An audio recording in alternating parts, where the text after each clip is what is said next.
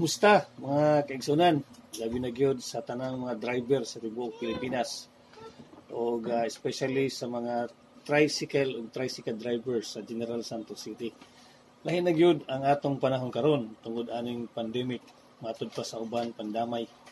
Niata karon sa ginatawag og new normal. Ang pangutana, kano sa pagkaha kita mobalik sa normal gyud nga sitwasyon?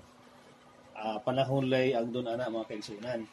Dili lang kita magpakawala sa paglaom, panahon kini nga dapat na gyud kita muduol og musampit sa atong labing gamhanan ug labing maluluy-on nga Dios. Lisod na gyud ang atong panahon karon, bisan gani mga adunahan apektado usab sila. Kung dili kita muduol sa Dios, samot na gyud kita og kalisod. Ang Dios dili lang labing gamhanan ug labing maluluy-on. Dios usab siya sa gugma. Kay gihigugma pag-ayo sa Dios ang kalibutan ug tungod niini gihatag niya ang iyang bugtong nga anak aron ang tanan nga mutuo kaniya dili malaglag kun dili makabaton hinuon sa kinabuhing dayon, matud pa sa 1:3:16. Kining bersikuloha nagpakita og upat ka matang sa gugma nga gitanyag sa Dios kanato. Una nga matang sa gugma sa Dios mao ang ginatawag og unconditional love o gugmang walay kondisyon o gugmang walay gipili o walay pinalabi. Bisan unsa pay atong rasa, Amerikano, Afrikano, Inche, Hapon, Koreano, Indiano, Arabo o Pilipino, tanan rasa sa tibuok kalibutan, lakip na ang tanang tribo, bata man, tigulang, tambok, maniwang, edukado o dili edukado, dato, pobre, guwapo o dili tanto guwapo, guwapa o dili tanto guwapa, tag-ason o mugbuon, kitang tanan gihigugma sa Dios. Kung pananglit, gibati nimo igsoon nga walay nahigugma kanimo, ayaw ka balaka kay ang Dios nahigugma kanimo og kanatong tanan. Bisan unsa pagani kita ka makasasala. Matud pa sa 1 Juan 1:8, ang Dios gugma. Ang ikaduhang matang sa gugma nga gitanyag sa Dios mao ang ginatawag og sacrificial love o gugmang andam sa pag-antos. Gugmang andam mo sakripisyo. Hinumduman nato mga kaigsunan nga gihatag sa Dios ang iyang bugto nga anak nga mao si Ginoong Hesukristo ug iyang gisakripisyo si Ginoong Hesukristo pinaagi sa kamatayon niya didto sa krus sa Kalbaryo kapin 2,000 ka tuig ang nakalabay. Kita unta ang angay silutan kay kita man ang makasasala. Matud pa sa Biblia ang tanan nakasala ug nakabsan sa himaya sa Dios, sumala sa sinulat ni San Pablo sa Roma 3:23. Apan gipakita sa Dios ang gidak-on sa iyang paghigugma kanato kay sa makasasala pa kita nagpakamatay si Kristo alang kanato. Roma 5:8. That God demonstrate His own love towards us in that while we were yet sinners, Christ died for us. Romans chapter 5:8. Ang gugma sa Dios sa tanang katawhan sa kalibutan gibugtian sa kamatayon ni Hesukristo sa krus sa Kalbaryo. Ang ikatulo nga matang sa gugma nga gihatag sa Dios sa tibuok katawhan sa kalibutan mao ang ginatawag og salvation assurance giving love. Kung kinsa ang mutuo kaniya dili malaglag. Whoever believes in Him should not perish. Usa kini kagugma nga mohatag o garantiya ug kasiguruhan sa kaluwasan sa tanan nga mutuo sa bugtong anak sa Dios nga mao si Ginoong Hesukristo.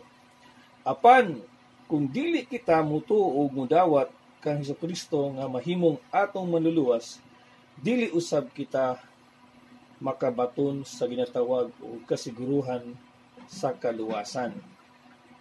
Kung dili kita mudawat sa kaluwasan, walay mawala sa Dios. Kisay mawad-an mga igsoon, kita ra ang mawad-an. Mas maayo pa nga mutuo na lang kita ug mudawat kang Kristo nga mahimong atong Dios ug personal nga manluluwas. Gusto ba nimo maluwas igsoon? Ang ikaupat nga matang sa gugma nga gitanyag sa Dios kanato mao ang ginatawag og eternal life giving love. Should not perish but have eternal life. O ang gugmang maghatag o mo garantiya kanato og kinabuhing dayon. Unsay buot ipasabot sa ginatawag og eternal life o kinabuhing dayon?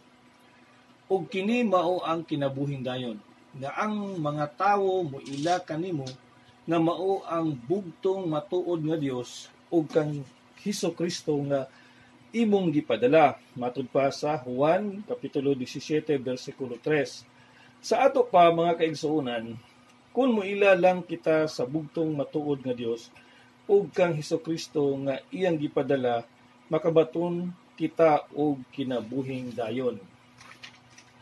Ang bayad sa sala mao ang kamatayon, apan ang gasa sa Dios kinabuhing dayon. Nga anaak ang Hesukristo nga atong Ginoo sumala sa Roma 6:23. Gusto ba nimo igsuon nga makabaton og kinabuhing dayon? Gusto ba nimo nga karon dayon makadawat ka sa kaluwasan? Ayaw na paglangan-langan igsuon, basig ugma ulahina. Kung dili karon kanus-a pa, basig ugma wala kanay panahon. Ang Biblia nag-ingon, gidungog ko kamo sa takna nga akong gikahimut-an o gitabangan ko kamo sa adlaw sa kaluwasan. Mauna kini ang takna sa pagdawat sa kaluoy sa Dios, karon mao ang adlaw sa kaluwasan. Ingon ini lang ang paagi sa pagdawat sa gitanyag nga kaluwasan sa Dios kanimo ug kanatong tanan. Kaluwasan nga libre ug walay bayad. Himuon nato kini sa ginatawag og prayer of acceptance o pag-ampo sa pagdawat. Ginoong Hesukristo, ako ang kunon nga ako makasasala ug nagkinahanglan sa imong bug-os nga pagpasaylo. Hugasi ako pinaagi sa hamili nga dugo nimo nga imong giula dito sa cross sa Kalbaryo, kapin 2,000 ka tuig na ang nakalabay. Pasaylo ako sa tanan kong kasalanan ug mosulod ka sa akong kasing-kasing ug maghari ka sa tibuok kong kinabuhi. Gidawat ko ikaw nga mahimong akong Dios ug personal nga manluluwas. Pinaagi sa imong ngalan ni Kristo Jesus. Amen ug amen.